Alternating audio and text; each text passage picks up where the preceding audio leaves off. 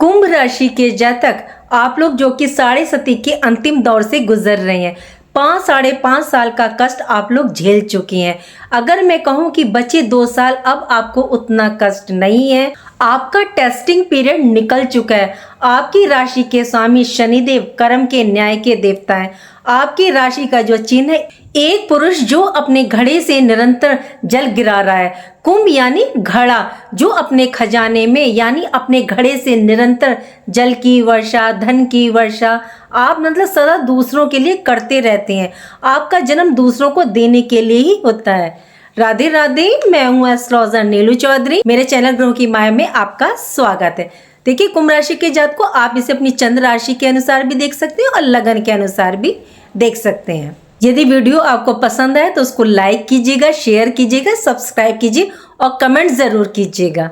चलिए शुरू करते हैं। कुंभ राशि के जातक को आप काफी टाइम से प्रॉब्लम, परेशानी, कार्यों में अड़चन, स्ट्रगल, कष्ट झेल रहे हैं। या यूं कहें कि आप पर साढ़े सती 2020 से आरंभ हुई, तब से लेकर के आप आर्थिक, मानसिक, शारीरिक, व्यापारिक, पारिवारिक परेशानियां, ऋण, रोग, कष्ट, भय लगना, षड्यंत्रकारी लोगों का शिकार होना जैसी स्थितियों का निर्माण हो गया। देखिए, यदि आप पर शनि की दशा, महादशा चल रही है या आपकी अपनी पर्सनल हॉरोस्कोप में शनि नीच है, मार्केश है, तो डेफिनेटली आपको प्रॉब्लम, परेशानी ये देते हैं। शनि देखिए हमारे कर्मों के अकॉर्डिंग रिजल्ट देते हैं, अच्छे या बुरे। शनि हमेशा हमारे पूर्व कर्मों के अनुसार रिजल्ट प्रदान करते हैं, लेकिन कभी भी बिना गलती के ये दंड परेशान नहीं करते। ये बिना कर्म के 1% रिजल्ट भी नहीं देते।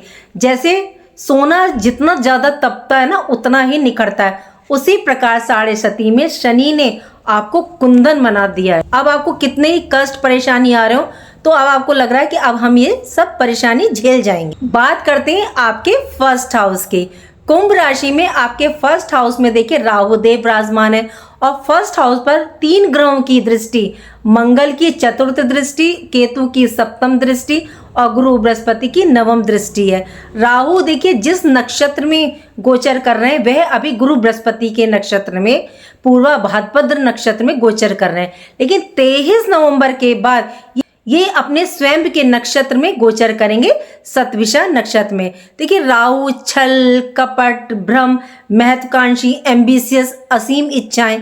लेकिन राहु की देखिए एक पॉजिटिव साइड भी है, और पॉजिटिव साइड जो है वो ये है कि राहु सिर्फ असीम इच्छाएं ही पैदा नहीं करते, उनको प्राप्त करने के लिए 1000 रास्ते भी दिखाते हैं।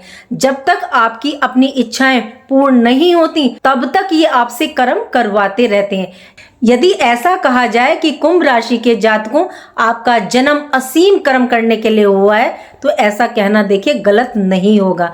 राहु जैसे ही शतविषा नक्षत्र में प्रवेश करेंगे, आपके द्वारा सोचे गए कार्य, सपने पूरे होंगे, क्योंकि एक तो ये अपने नक्षत्र में आकर के काफी बलशाली हो जाएंगे और आप अपने कार्य को इस दौरान पूरी लगन से अंजाम तक आप पहुंचाएंगे। लेकिन ये यहाँ आपको कई रास्ते दिखाएंगे, जिसमें से कुछ गलत होंगे और कुछ सही होंगे। ये आपको तय करना है कि आपको कौन सा रास्ता चुनना है। देखिए, कई बार ऐसा होता है कि हमें कार्य निकलवाने के लिए साम, दंड, भेद तीनों जो है नीतियों को अपनाना पड़ता है, क्योंकि इनका जो है कलयुग पर अधिपत्य है, इसलिए तो इन्हें कलयुग का राजा कहा जाता है। ये आपसे साम, दंड, भेद सब करवाएंगे और आपको सफलता ये जरूर डेफिनेटली प्रदान करेंगे। और कई बार हमें ये नीतियां अपनानी भी पड़ती, क्योंकि आजकल जो सॉल्यूशन निकलते हैं वो इन्हीं चीजों से निकलते हैं। बात करते हैं आपके सेकंड हाउस की। सेकंड हाउस में आपके शनिदेव विराजमान है मीन राशि में। ऊपर से शनि देखिए दिसंबर में मार्गी रहेंगे और ये 28 नवंबर से मार्गी हो रहे हैं। शनिदेव और गुरु बृहस्पति दोनों ही पूर्वा भाद्रपद नक्षत्र में गोचर कर रहे हैं, जो कि गुरु बृहस्पति का ही नक्षत्र है और गुरु ज्ञान, अध्यात्म, बौद्धिक विकास, जीव के कारक हैं। तो इस टाइम शनि के वक्र अवस्था में आपने जो डिसीजन लिए या कार्य में जो परिवर्तन किया था, या धन संचय की दृष्टि से, कुल कुटुंब परिवार की दृष्टि से, या उनके लिए आपने कोई निर्णय, डिसीजन लिया और आपको लग रहा था कि पता नहीं ये डिसीजन मेरा सही होगा नहीं होगा, तो अब आने वाले समय में आपके द्वारा लिए गए निर्णय ये सही बैठेंगे। क्यों? क्योंकि शनिदेव गुरु के नक्षत्र में है। जो पीछे आपने कष्ट सहे, अब आने वाले समय में उनके रिकवरी का समय है। किए गए कार्यों का रिजल्ट प्राप्त होने का वक्त आ गया। बात करते हैं थर्ड हाउस की। थर्ड हाउस में मेष राशि है, जिसके स्वामी मंगल 7 दिसंबर तक ये अपने स्वयं की राशि वृश्चिक राशि में रहेंगे, आपके 10th हाउस कार्य क्षेत्र में। कैरियर भाव की स्थिति देखिए आपकी काफी अच्छी है, और थर्ड हाउस मेहनत, पराक्रम का और आपके एफर्ट्स का, पराक्रम का स्वामी आपके 10th हाउस में बहुत ही उत्तम बेहतरीन स्थिति। 7 दिसंबर के बाद भी उत्तम ही रहेगी ये स्थिति। इस टाइम आप अपने कार्यों को पूरी मेहनत, पराक्रम, एफर्ट्स के साथ आप करेंगे। 7 दिसंबर के बाद जब थर्ड हाउस के स्वामी आपके 11th हाउस लाभ भाव में प्रवेश करेंगे तो मेहनत के द्वारा लाभ, इच्छा पूर्ति आपकी संभव है। देखिए मंगल और सूर्य की युति है। देखिए लाल किताब में इन्हें 2 शेर बोला जाता है। जो कार्य आपके असंभव थे, मेंटली आप परेशान चल रहे थे, फिजिकली आप परेशान चल रहे थे, कार्य मतलब आपके रुक रहे थे, तो अब आप इन्हें अपने कार्य मेहनत के द्वारा निकाल करके ले जाएंगे। क्यों? क्योंकि जिस प्लेनेट ने अड़चन डाली हुई थी आपकी राशि के स्वामी शनिदेव ने, वह अब आपको सपोर्ट करने के लिए पाए जाएंगे, मतलब कि मार्गी हो रहे हैं वो 28 नवंबर के बाद। तो दिसंबर के महीने में ये मार्गी रहेंगे तो आपको रिजल्ट प्राप्त होगा। बात करते हैं आपके 4th हाउस की। 4th हाउस में वृषभ राशि, जिसके स्वामी शुक्रदेव आपके 10th हाउस में 20 दिसंबर तक गोचर करेंगे। बेहतरीन स्थिति आपके लिए देखिए निर्मित हो रही है। शुक्र धन, यश, मान, प्रतिष्ठा आपको प्रदान करेंगे।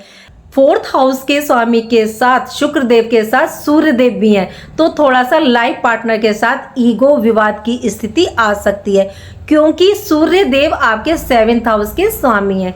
कुंभ राशि के जातकों आपको देखिए वाणी पर कंट्रोल रखना पड़ेगा। शब्दों का चयन बहुत सोच समझ करके करें, नहीं तो आपका मतलब सब किया धरा बेकार हो जाएगा। 100 में से आप 99 काम तो देखिए बहुत अच्छे करते हैं, लेकिन आप एक कार्य ऐसा करते हैं कि सब 99 कार्यों पर पानी फिर जाता है, या यूं कहें सब बेकार हो जाते हैं। तो रिश्तों को देखिए थोड़ा सा संभालिएगा। मंगल की 7th दृष्टि आपके 4th हाउस पर, सूर्य, बुध, शुक्र की दृष्टि, शनि की 3री दृष्टि 4th हाउस पर, तो माता, भूमि, वन, वाहन, सुख के साधन आपके बनेंगे।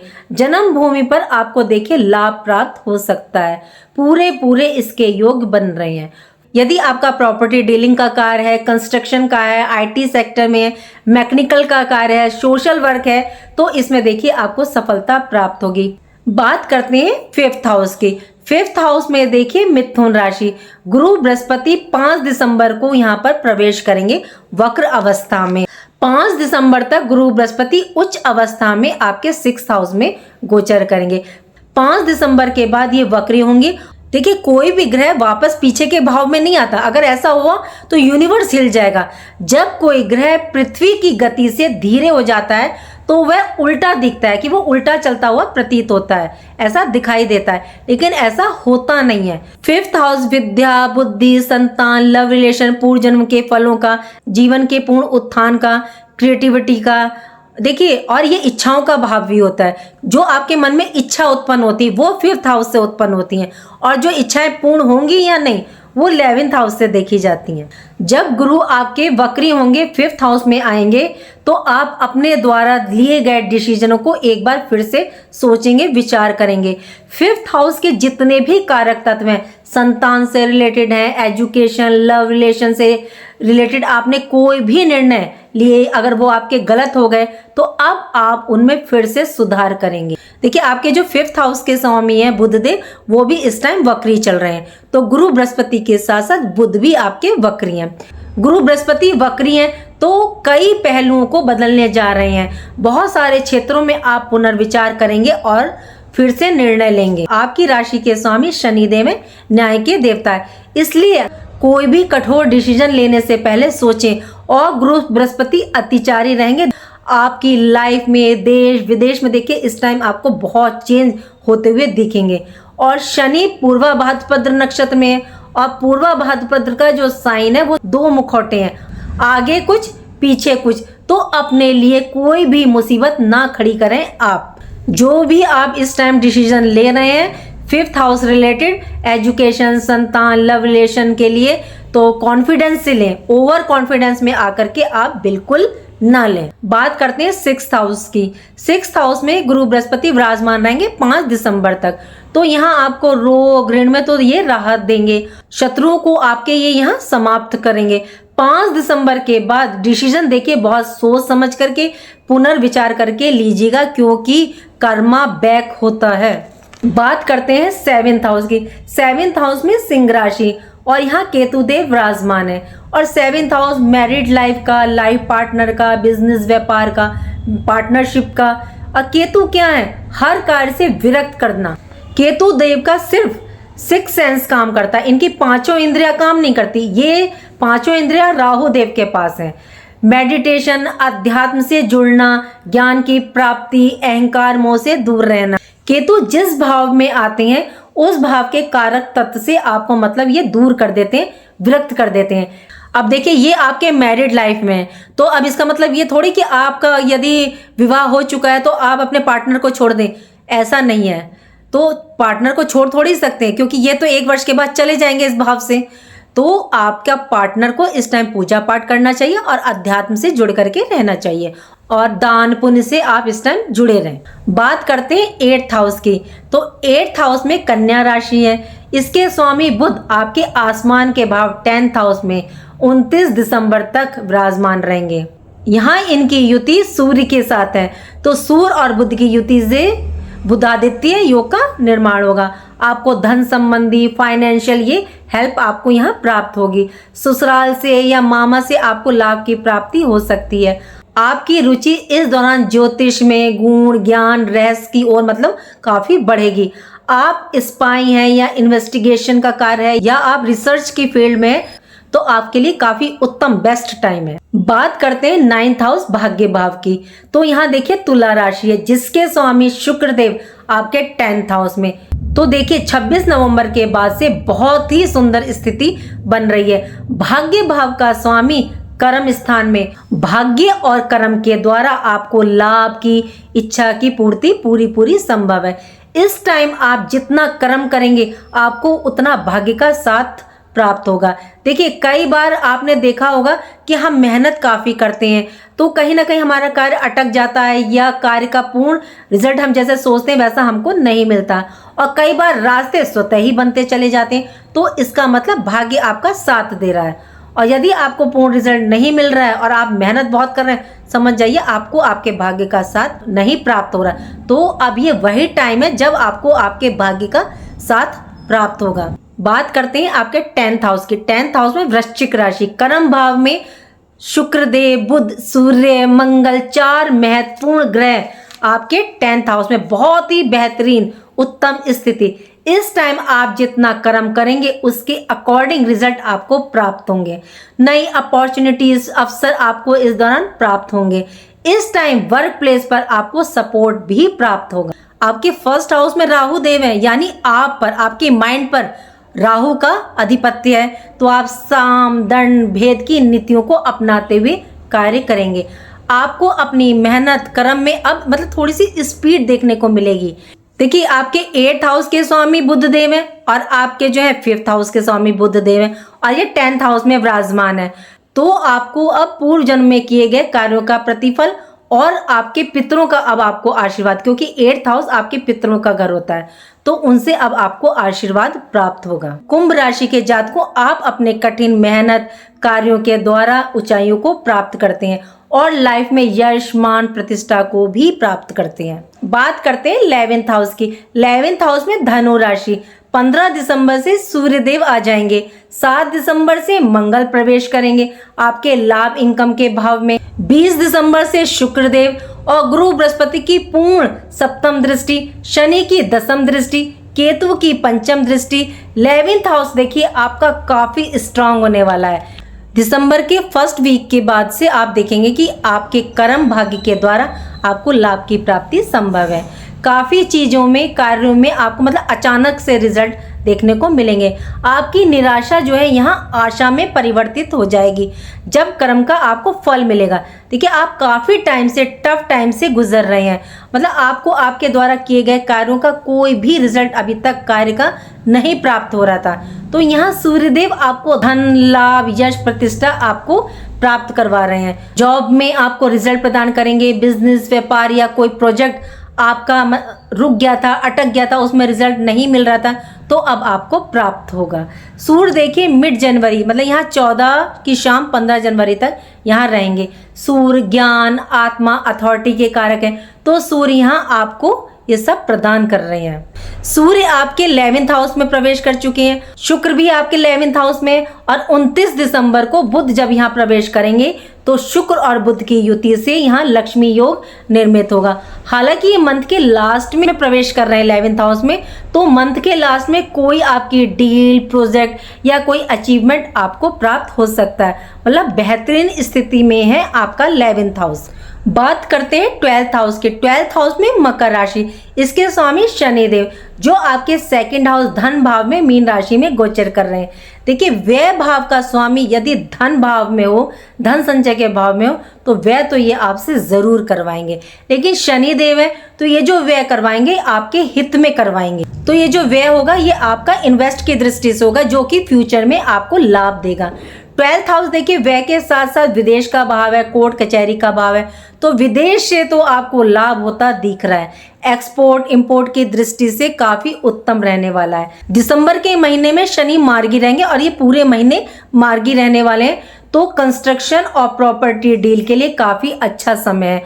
अभी तक आपने जो भी कर्म मेहनत किया उसका रिजल्ट आपको ये प्रदान करेंगे शनिदेव वक्र से मार्गी होकर के। अब देखिए, आपको यहाँ उपाय करके जरूर चलना है। सबसे पहले गुरु बृहस्पति के लिए आप उपाय कीजिएगा।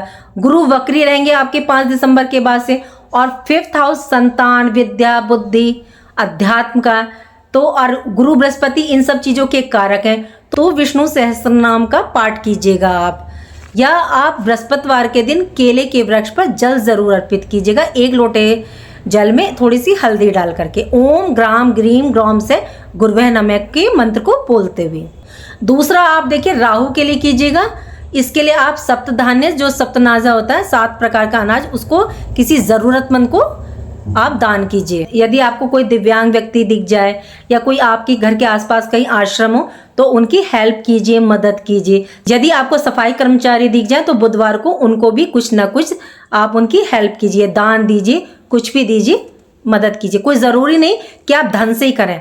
देखिए कुंभ राशि वालों, आपकी राशि के स्वामी शनि हैं, तो मंगल और शनिवार को हनुमान मंदिर में जाकर के आप उनको मीठा पान चढ़ाएं, उनको चोला चढ़ा सकते हैं। यदि आप स्त्री हैं तो जो मंदिर के पुजारी आप उनसे चढ़वा सकती हैं, या अपने लाइफ पार्टनर के साथ चले जाएं, आप उनसे चढ़वा दीजिएगा। बजरंग बाण का पाठ करें या सुंदरकांड का आप पाठ कर सकते हैं संध्या समय 4 से 6 के बीच। ये थी मेरी प्रेडिक्शन दिसंबर महीने की कुंभ राशि के जातकों के लिए। उम्मीद करती हूँ कि जो जानकारी मैंने दी वो आपको पसंद आई होगी। पसंद आई है तो लाइक कीजिएगा, कमेंट बॉक्स में हर हर महादेव लिखिए और मेरे चैनल ग्रहों की माया को सब्सक्राइब कीजिएगा। राधे राधे, जय माँ बाबा। ठीक है, प्लीज़ आप लोग कमेंट ज़रूर किया करें।